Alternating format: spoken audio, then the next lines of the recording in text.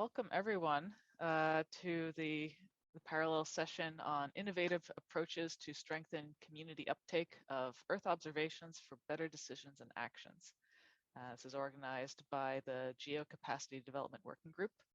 I am Allison Craddock. I'm one of the co-chairs. I'm based at the NASA Jet Propulsion Lab in Pasadena, California in the United States. And I am a member of the GEO Program Board representing the International Association of Geodesy. I am joined by the GEO Capacity Development Coordinator, Joost Toiben. Joost, would you like to introduce yourself? Yeah, thank you, Alison. Yes, shortly. I normally work for the University of Twente in the Netherlands, the Faculty of Geoinformation Science and Earth Observation, but have been seconded to the Geo Secretariat for just 1 day a week to support the Geo Capacity Development Working Group. And welcome to you all in this interesting session. Just a bit of housekeeping before we get started. We do not have a lot of time together today, so we will try to do this in a quick but still meaningful way. I would ask that please do make sure that your microphone is muted, and for the sake of bandwidth, please only turn your video on when you are speaking. We are very happy to see your smiling face when you're speaking, and that helps us make sure that everyone can access this important session. I will introduce each presenter by name, and there are detailed biographies of each speaker on the GEO Symposium website. So if you'd like to learn a bit more about each of our speakers, I encourage you to go there. And we will be keeping all questions until the end. So we will not be having questions after each speaker, but rather please save your questions for our panel discussion after all the speakers have gone. Joost, have you been able to share the slides? I don't see them.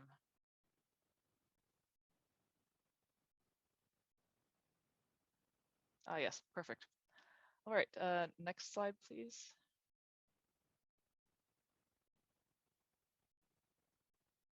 All right, and so as you see, we'll have our presentations and the plenary, keeping us to 25 minutes for presentations and another 25 for plenary, and then Joost will close up with our final take-home points. I will be joined by Bente Lilleby from Norway, who will be joining us to moderate the plenary discussion. So next slide, please. Just quickly, the purpose of the Capacity Development Working Group. We support GEO flagships, initiatives, and regional GEOs. We help to develop capacity development tools and methodologies. We hope to collect and share good practices. So that is what you as capacity development professionals consider important skills or tips or hints. We help organize seminars like this one, teleconferences and side events. And we also implement impact assessments. Next slide, please. So today's session, we will have presentations from 5 of our colleagues from around the world. Thank you all for joining us. We're really very happy to have you all here. And without further delay, I would like to introduce our first speaker, speaking on the theme of disaster risk reduction at the community level, and that is Pilar Cornejo. Pilar, the floor is yours. Next slide. Thank you. Good morning, good afternoon, good evening, everybody. Today I'm going to talk about building up climate resilience in a middle-sized municipality, the Duran case at Ecuador. Next, please. What it's our main goal is to assess the causes of Duran's vulnerability by considering exposure, population, sensitivity, and adaptive capacity to establish alternatives to reduce its vulnerability to flooding. Duran is located in Ecuador. Here we are in South America, in the Gulf of Guayaquil, and it's part of the Guayas River estuary. It is affected by recurrent flooding due to extreme precipitation events, extreme tides, and inefficient drainage system. How we did the work? We work in a co-production model between local government and academia and the community in a co-funding process. This is very important because the local government fund part of the project, but also the university did. And our main goal to build capacity for climate resilience include stakeholder involvement and the development of new policies. We expected to contribute to 3 of the SDGs, 11, 13, and 15. The next one, please. How we did it? We work in a multidisciplinary team that include analysis of the multi-hazards that the city faces, like floodings, landslides, and urban heat islands, with a technological platform that gather all the information to build up resilient strategies once we have done the risk analysis through the vulnerability of the town. Today, I'm concentrating in this part, the vulnerability and risk analysis. And what is important is that key stakeholders were involved in the dialogue because we seek climate resilience, but we also wanted to contribute through urban planning for the new urban agenda. Next one. So how we build capacity? What is important is that in this co-production, co-funding scheme, the different departments from the municipality were directly involved in all the steps of the process. So they feel that the results are part of their daily journey. And at the end, this will ensure the sustainability of the process and of the data that is being updated continuously. Because as you know, risk is dynamic, so climate resilience has to be something that it becomes part of the urban planning. So for example, we have a map here with exposition to floods, with red meaning very high level and blue the lowest level. We did some downscaling, downloading of data for the social part and the vulnerability, for example, from the census, from information about the adaptive capacity of the population, how many services they have around, what process they face. And this was translated into table attributes and shapefiles. And also for physical variables, we download, for example, Landsat 8 data into a QGIS for computing surface temperature. We also look at, sea level rise, precipitation, land cover, use and change, and other variables. These were used to calculate vulnerability and risk indices, and we got at the end maps, like for example, this one, which is the risk to floods, with the same color labels at the exposition. And we have training for the municipality analysts, for the people that is working at the risk and the environmental management units, as well as the infrastructure and planning ones. What are the main results? Municipality personnel was trained, they were exposed and understood that they have access to new tools. They learn how to use open source software, because one of the problems that municipality face is when they work with licensed software, their budgets cannot cover all the time the yearly license, because they have some other important actions to take. Other things is that because of the project, there was an improvement in communication between the different municipal departments. Before, it might happen that the environmental department didn't talk to the risk one or to the infrastructure. So maybe they start building things without taking into account what they be facing in the future. Also, this helped increase the self-esteem of the people in the municipality. And this is very important because this opened a new possibility for them to improve the work they are doing to these tools. And also, because of this co-production model, the involvement of the stakeholders, the results that the municipality authorities found, they are now funding early warning system projects in the same co-production skill. In the future, we hope that we have a MOOC so the training can be done by themselves. We expect to train the trainers, and we have new partners with another municipalities to work on the same scheme. We have a manual that they can use very easily to reproduce the whole process, so they can update periodically the information they need on vulnerability. Next one.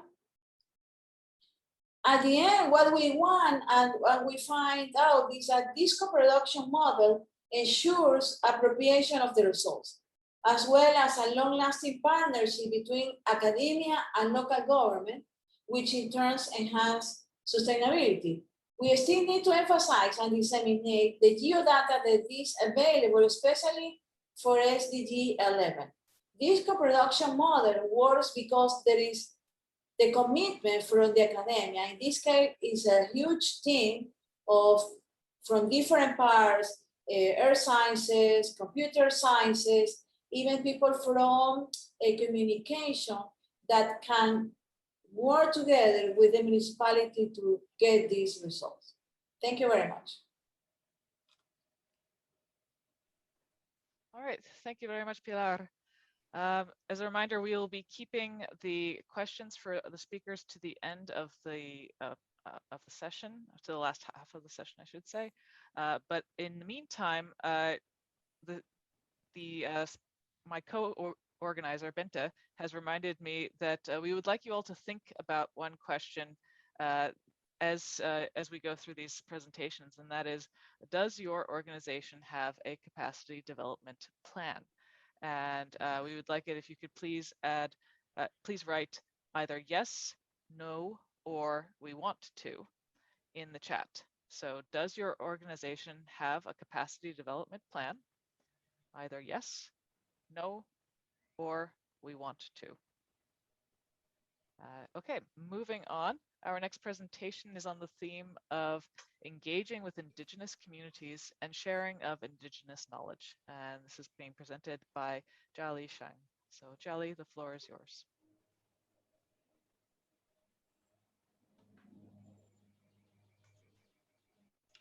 Thank you. So next slide, please. So in Canada, there are more than 600 First Nation bands, and each of them has its own distinct culture and language. Although the Indigenous population is small, account for less than 5% of Canada's total population, the Indigenous population is younger on average, and the number of young Indigenous people is growing faster than the non-Indigenous youth. The Indigenous population resides predominantly in rural and remote areas. Agriculture is a very important part of the Indigenous economy.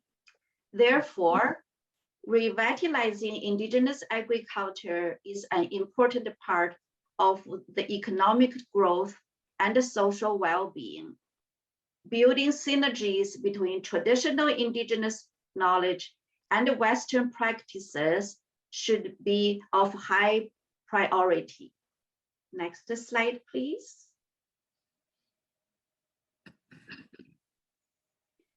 There has been ongoing engagement with Indigenous peoples in Canada. In recent years, there has been significant emphasis on engaging the Indigenous people at all levels.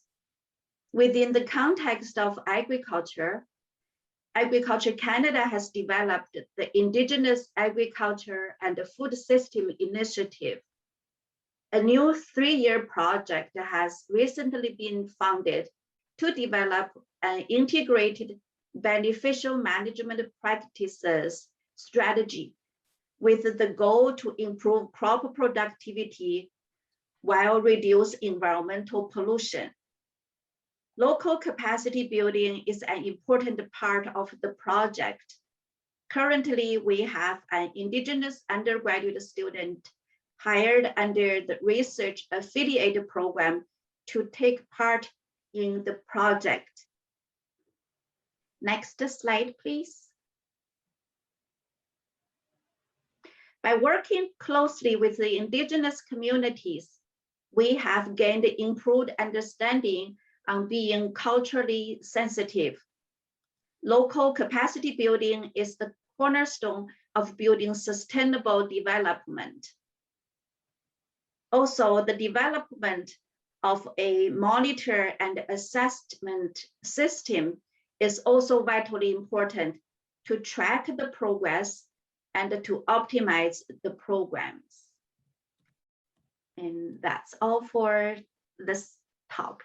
Thank you all for your attention. Thank you. Thank you, Jolly. Moving on, our next theme is supporting public sector land management actions, a national and regional perspective. And this will be presented by Agata Hoshileo. Agata, the floor is yours.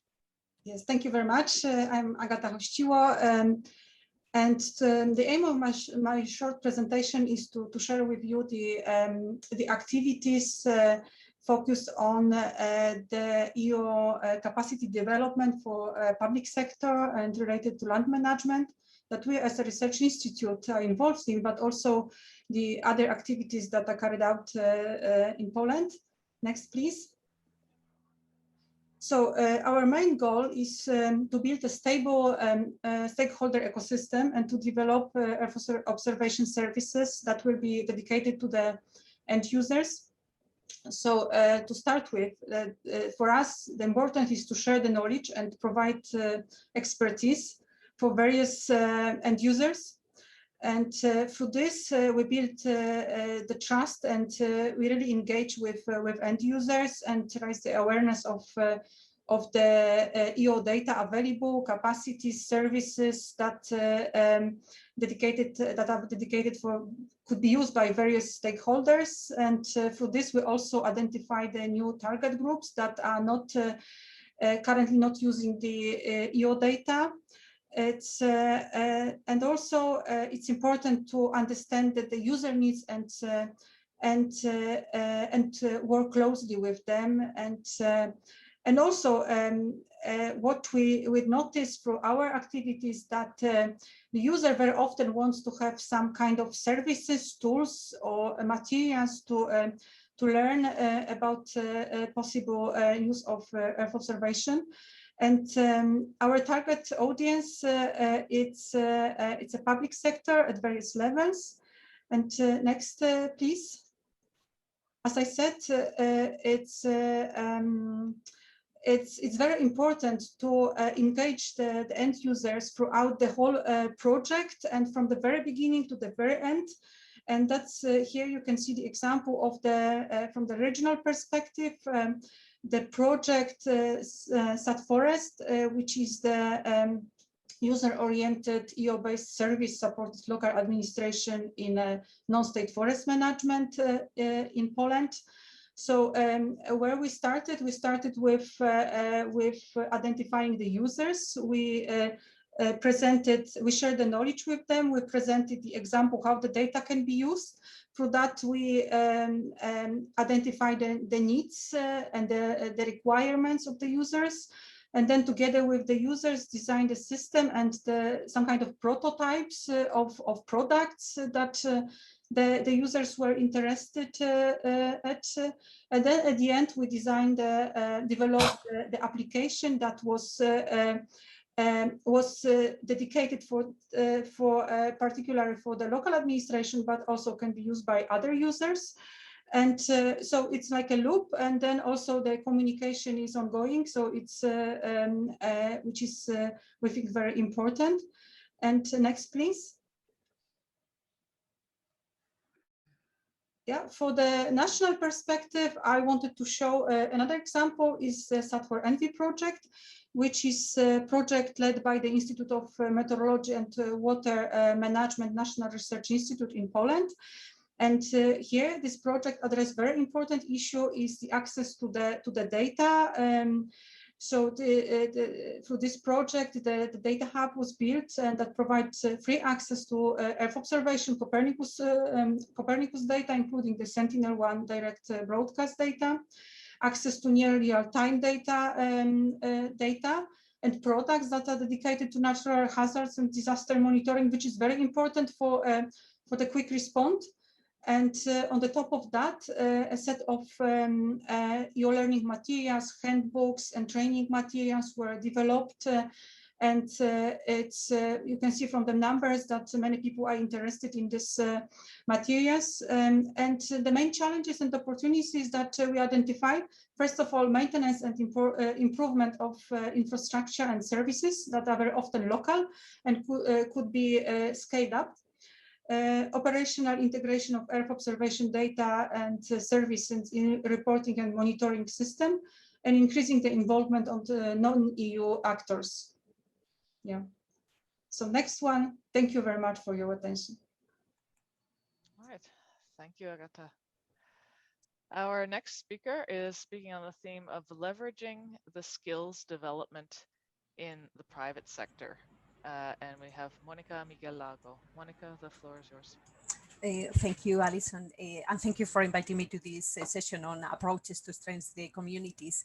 The focus that I would like to provide is on skills, but not necessarily is skills on the workforce, it's skills also for the user. So this presentation is also connected with the capacity because it's linked to the resources and readiness and often refers also to strengthening the skills of the people. So I will compound in two sides. One is the best practices exercise that we are approaching when we look for different communities. So we understand this assessment component, and the other will be on skills development that is impacting the stakeholders. So from just for a background, ERSC is the organization in Europe that is gathering the private sector. So we are a kind of bridge between the users, but also the decision makers. So in this next slide, you may see, and you can already put there is an animation there, so you will already press the 3. In the left side, you have the element that is bringing the community. So it's the industry, the EO service providers, and how we are bridging with the decision makers, but also the users. And the best practices is about partnerships, bridges that we are developing when we are discussing with different communities. That could be in the insurance community, the agriculture community, the decision-making in an urban planning community. But the system, we understand that is more or less the same, and this is what we are learning with this process. So we have the right questions to be tackled, and this is a little bit the same schema in all of those. Tell us what you can do, and tell us what you need. So we are basing on this the right questions with this analysis of understanding. So, and then we have this community engagement in 3 steps. That is the engagement of the communities, the matching the challenges and the capabilities, and then develop the shared understanding.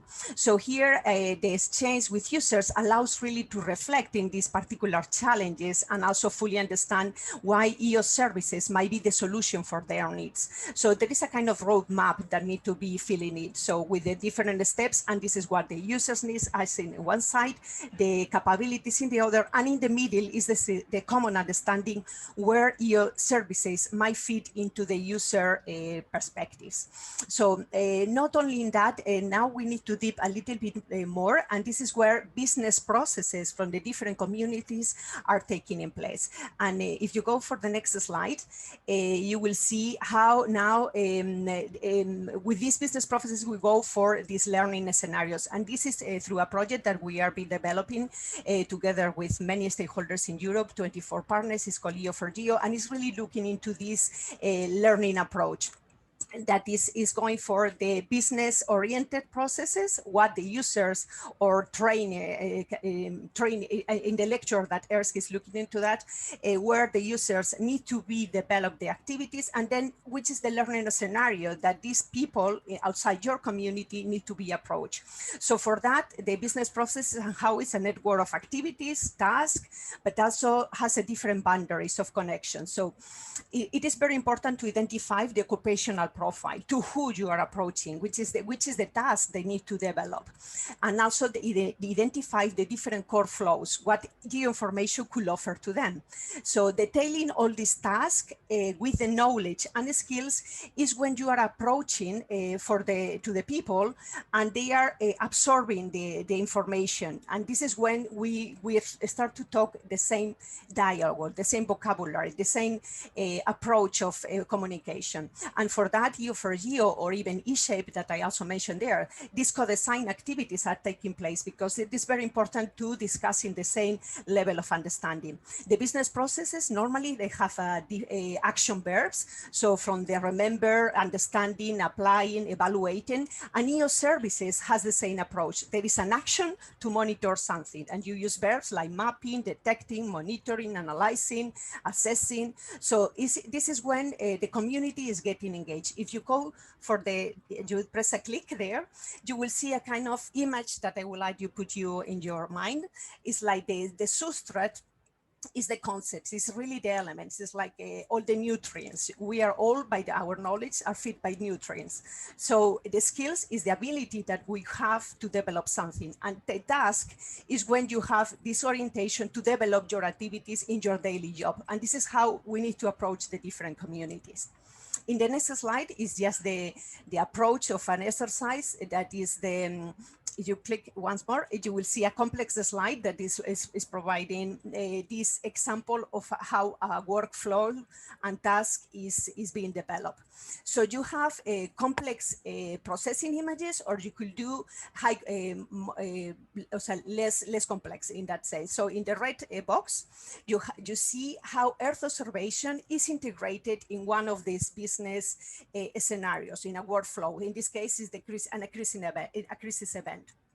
So if you press once more, you will see the different tasks and subtasks that the employees in the different communities, that could be in the EO community or outside the EO community, but they need to develop a certain task related to EO or something that could be like managed projects that are more overall. And for that, you have transversal skills, more technological skills, or even skills that maybe with the years, due to the high development of the sector, maybe they will be removed. As you see, the data management, storage, maybe they will be replaced by others, or by the automation. So from that, I just wanted to give you the idea that we need to dive into the workflow of the communities that we need to reach.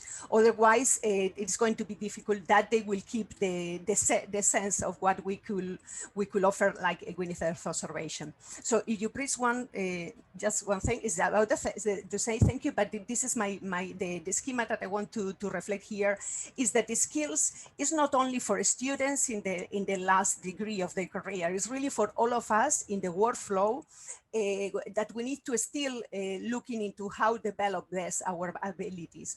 So in Europe, we are through the EO4Geo project, we are building this sector skills alliance. We have about 74 partners now with all the associated partners involved.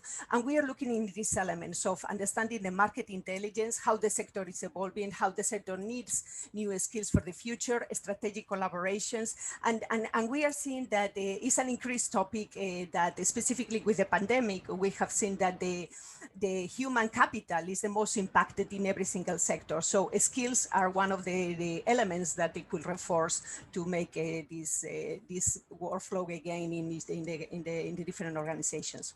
So thank you very much, Alison, and all of you. Okay, thank you, Monica. And before we move on to our final presenter, we would like to ask you in the chat, can you please indicate what part of the GEO work program you are currently working with, or using data from, or contributing to? So yes, what part of the GEO work program you are involved in? Please put that in the chat, and this will help us with our panel session shortly. Thank you. Our last speaker is speaking on the theme of utilizing the Earth Observations Toolkit for Sustainable Cities and Human Settlements. And it will be Rafael More Vargas. Rafael, the floor is yours. Thank you very much. Can you hear me? Yes. Yes. Okay, thank you. Hello. Thank you for the invitation to participate in the 2021 Geo Symposium. My name is Rafael Monge, and I work as Director of the National Center of Geoenvironmental Information at the Ministry of Environment and Energy of Costa Rica. I'll be presenting today about the Earth Observation Toolkit for Sustainable Cities and Human Settlements. In this presentation, you will learn about what this toolkit is, what you can find there, and how this is being developed, and a quick look at our roadmap for the following months. Earth observations data represent a reliable, timely, and continuous source of information for SDG Goal 11 and related urban issues. However, many national and local level governments and organizations are unfamiliar or lack the skills and capacity required to apply Earth observations in support of urban policy, planning, monitoring, reporting, and operational decision-making. To close these gaps, the Group on Earth Observations Initiative, Earth Observations for Sustainable Development Goals, UN Habitat, and many other international collaborators have joined in the development of the EO Toolkit for Sustainable Cities and Human Settlements. This toolkit is an online knowledge resource available at eotoolkit.unhabitat.org that aims to make urban-related EO data easy to find and use to facilitate knowledge sharing, skill building, and collaboration among local communities, cities, countries, and EO experts. This initiative represents an ongoing effort to put Earth observations data and tools into context for analysts in national and city governments and at a local community level. Next slide, please. The key toolkit components include relevant and ready-to-use Earth observations data sets and tools related to SDG 11 and the new urban agenda that can be filtered by different parameters to help users discern application areas and distinct characteristics for the data and tools they're looking for. Each data set and tool is openly and freely available, has been peer-reviewed, and comes from a federal science agency or a funded partner. The site includes use cases outlining how city and national governments and local and global research networks have applied Earth observation data to fill monitoring gaps and address reporting needs or guide policy actions. Also, you can find outreach and capacity development material such as videos, user guides, webinars, as well as a directory of contacts from local and national governments, global research networks, and the EO and geospatial community that are contributing to this activity. Please, next slide.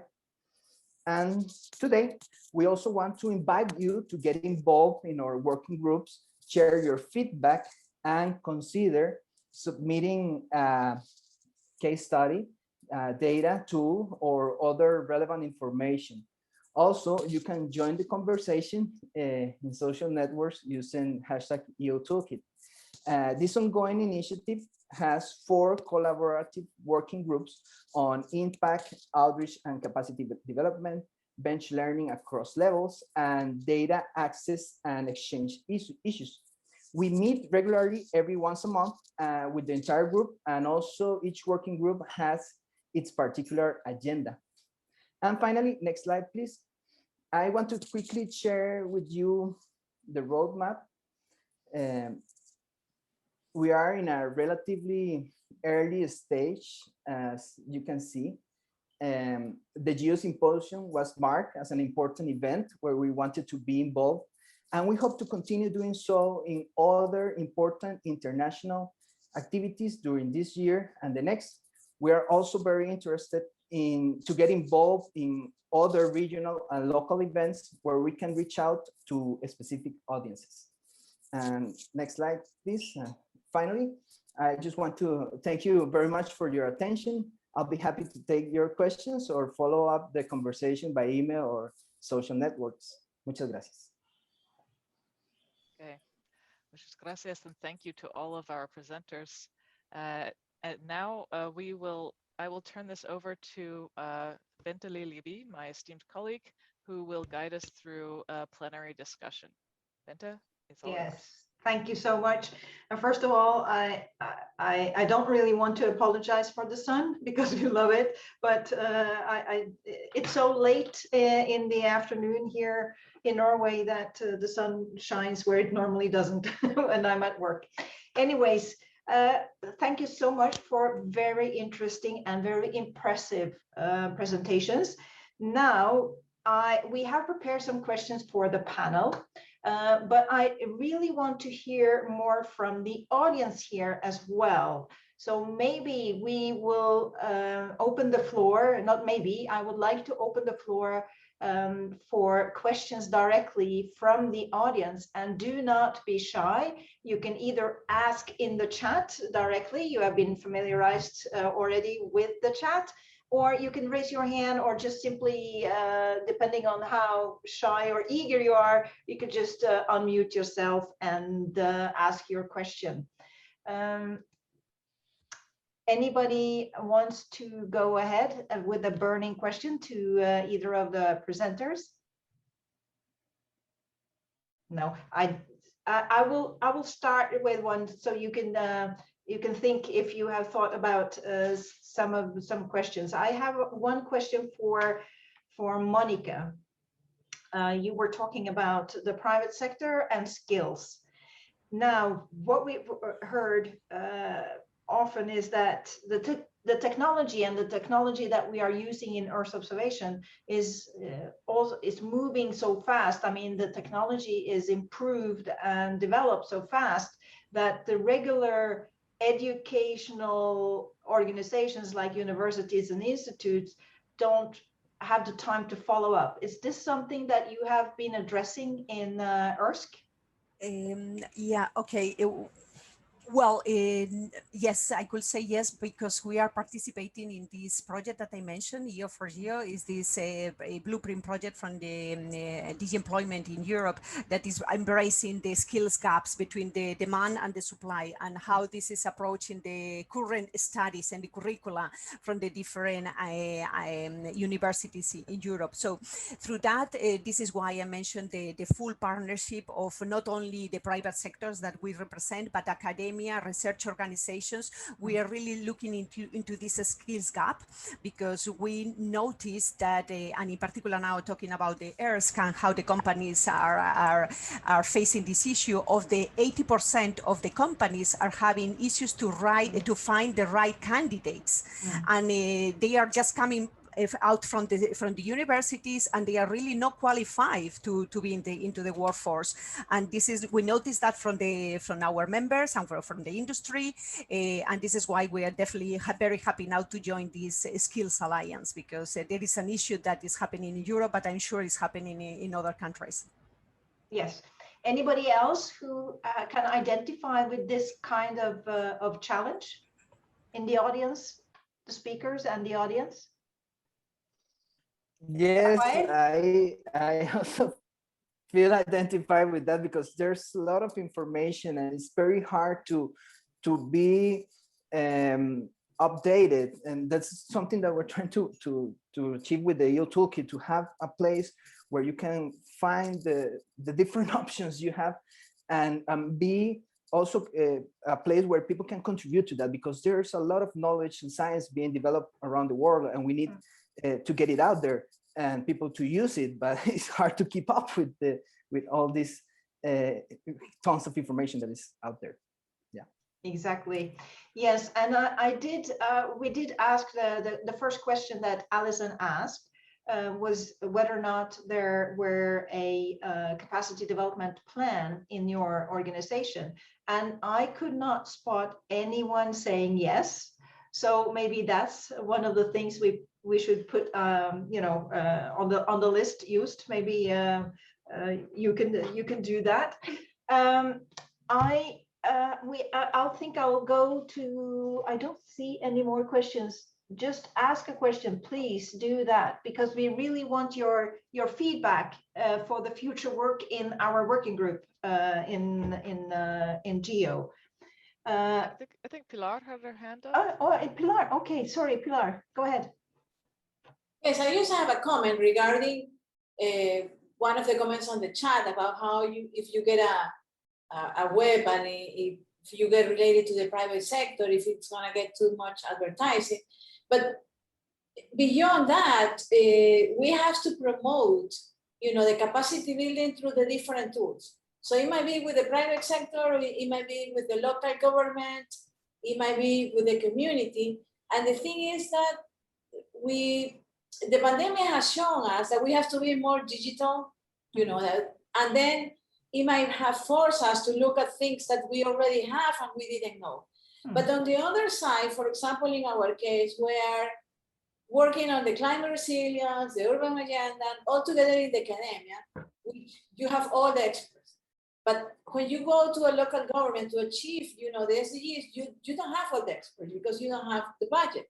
So what we're pursuing from the academic side is also to somehow change the rewarding method for tenure and track. So it's not that only you can have, your publications and your projects, but that maybe your time allocated to work together in this co-production model with the local government can be taken into account. So these are things that are important, at least in the global south, where we do everything. We do academics, we do administration, we do research, and we have to go and do the lobbying. So for promoting the usage of GEO, we have to get all the means that we can raise. So we have to look what suits better for each place. Thanks. Yes, and thank you for that last comment, because one of the things that we wanted to discuss here is also how we can address diversity and inclusion and gender. I mean, we have this working group in GEO addressing this, and we want to address this. Is this a topic that is being addressed or in any of your activities, the panel? And also we would like to hear from the audience. So do I see all the speakers here, the attendees? So maybe I will just put you on the spot, Agatha. Well, in terms of gender, it's well, I have to say that we are not addressing this. It depends really on the users that we are working with, because it's really related to the group that we are either training or trying to engage. But I wanted to stress this, the interdisciplinarity of the Earth observation. So it's very often we focus on one group that we know that could be interested in this, but looking broadly, it's like we should think about, I don't know, biologists, IT people, or physicists that can use the Earth observation data. I think we should not limit this point. But if I might add something to the previous comment on the skills and the requirements, what we've noticed that is really it's because the Earth observation, this domain is really developing very fast, and the technology is like booming.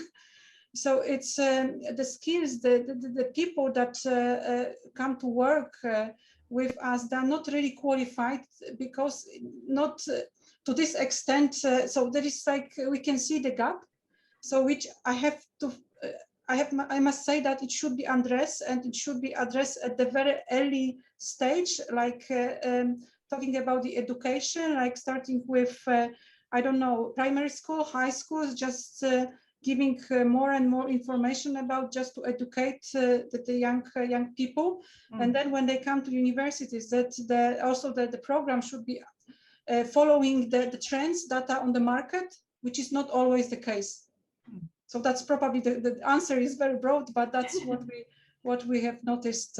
Yeah. Yes. So it's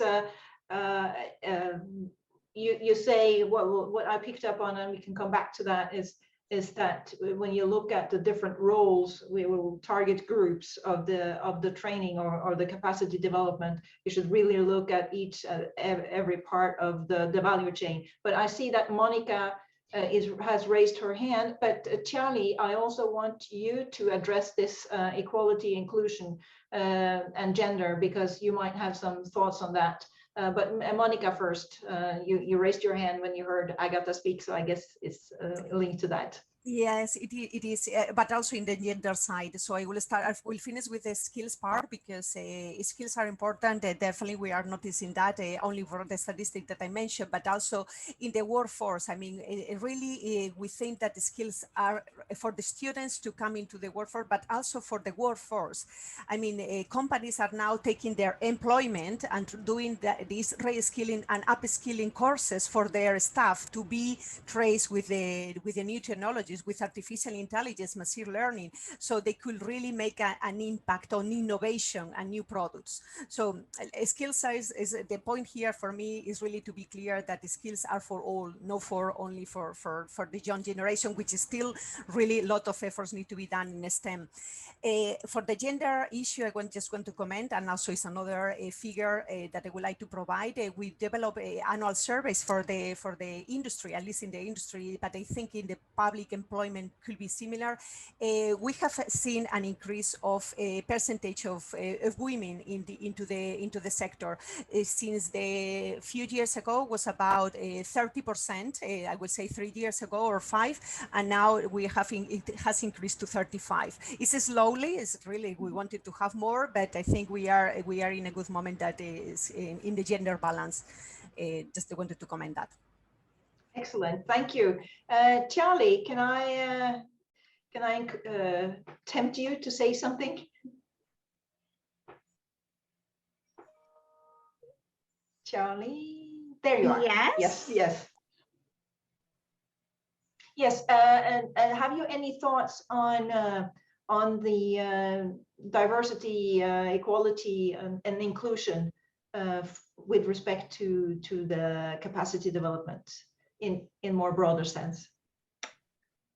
In this part, in Canada, it has always been on the political agenda, and especially for government department, they have the responsibility to consider the various people groups, including different racial minority and people with different identity, and people are physically challenged and mentally challenged. It has always been there. However, we do see a very fast increase and a lot more announcement and emphasis on how to move this forward even faster, like that. So we see there will be a lot of positive changes within the next few years. Very good. Any other comments and questions? I saw, Ethan, you had a question in the chat to Monica. Maybe the audience would, who doesn't follow necessarily the chat, maybe you will take the floor and speak to that. Sure, yes. Monica actually answered the question online, but if other people want to talk about it, I'll just bring the question up again. I was wondering about the EO4Geo platform and how it is funded. You know, if it's only by industry, the companies that are the geo companies, or if it's by government, and also how to ensure that the communities and whoever uses the platform get unbiased information, you know, so that there's no advertising and pushing of products that may not fit people's needs. So, and it sounds like you answered, but you can reply here too, Monica. Yeah, thank you, Ethan. I think more or less just make a quick answer there. Well, EO4GEO is an initiative bringing from European Commission under what they call in the blueprints are this type of projects that is not only in our sector. There is a replica of this initiative in the automotive sector, in the textile sector, in the defense sector, all with the same model. There is an issue of skills. So every sector, I mean, all the sector together is making this alliance from the private to public, from the academia, from research, from the companies. So all of us are together in that framework. For the moment, it's a project. It's 4 years project. We are ending. I think it's the last year of the project, and we have built what we call it the sector skills strategy. So we put a strategy forward to skills, and in a methodology base, which means that they could be replicated in different countries. Obviously, it's focused in Europe, but there are methodologies there that could be applied in another areas of the worldwide. It is based as a skeleton on what we call it the body of knowledge. The body of knowledge is an ontology-based approach where concepts in the sector are well defined and linked with the learning scenarios that I mentioned before, with capacities, with abilities. So if you are developing a curricula, you could use that and you make already the connection with the skills development. If you are looking as an employment, as a company for a new job position, you have also tools that they are looking, the candidate that you are looking for with the skills that are needed based on this body of knowledge. And this is what I mentioned in my previous talk about the common language, the common scenario on skills. So everything is open, is there. There are the courses that are put in there are examples of how they have been used this methodology. And the alliance is something that is still open. I mean, after the project ends, we are building this, what we call the long-term action plan that will continue for future. This will be a platform open, available. And the question about advertisement, well, it is something that needs to be considered there. For the moment, it's not the case, but the idea is really to make, it's not only the only platform EO4GEO that you can access to courses or training. The idea is to bridge community, also liaisons with others that maybe in NASA, ASET, or maybe ESA, UMESAT. I mean, there are many platforms dedicated to skills training. So the idea is to bring all this knowledge somehow together. But the difference between EO4GEO or maybe others is this skills component, I will say. I don't know if it's... Yeah. Thank you, Monica. I'm looking to the watch here a little bit. Joost will summarize, but before I give you the floor, Joost, I think what we in this group have been discussing is how can this group, this capacity development working group of GEO, how can we help the capacity development that is going on in the other parts of the work program? That's really what we are, we are discussing bits and pieces of it already here in this meeting. But if you have any ideas, any thoughts on that, we would very much welcome to hear from you. You can just take the floor. Bente, I think that we have to take advantage of the networking that we already have, even in our job place or with for example, in my case, in AmeriGeo, we do have a special kind of a school where we have all these training offer. It might take some time, to organize the things, but it's important to do. And the other thing is that we need somehow to also do the lobbying at different levels of management, even for the private sector or the local governments, because I have found out that most of the time they don't know that we have this information available and that is mostly for free. So that sometimes they are doing this huge planning to do monitoring, and then we said, you know, you have this information from satellite or this database that have already become a product and is available. So I think we have to, in the group, build up more awareness, maybe in the young people. You know, we have opportunity in these groups for that are working on climate change. For example, the kids that are on permanent strike on Fridays, for example, that there is a lot of information for decision making.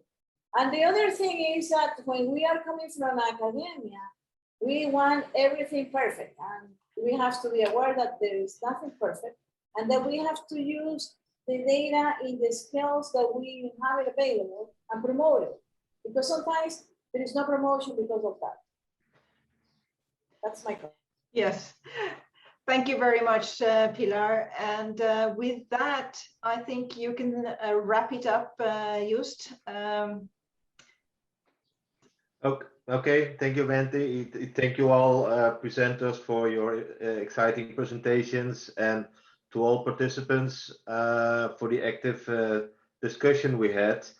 Maybe looking at the time, I'm just going to use some keywords I extracted from the different presentations. And one is that, okay, there is really a need for co-production to ensure appropriation of the results of any activity we do in the field of EO.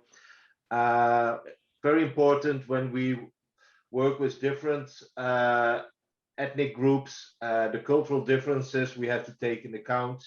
Also, when we go to different countries with different cultures, we really have to realize that we have to fit into their cultural system. There is a need for further promotion of EU services on national and regional level. And of course, we had that huge discussion on skills, and that we realized that much more knowledge is needed for the uptake of EO data, mainly for potential new users. A personal comment to that is that we, as a capacity development working group, yes, it is important to work on those personal skills, but if we don't take into account the enabling conditions needed within the organizations to make use of all the information, then it doesn't make much sense. And that, I will not say that skills development is not needed, but I think we have to add something to it, and that is also working with the different organizations.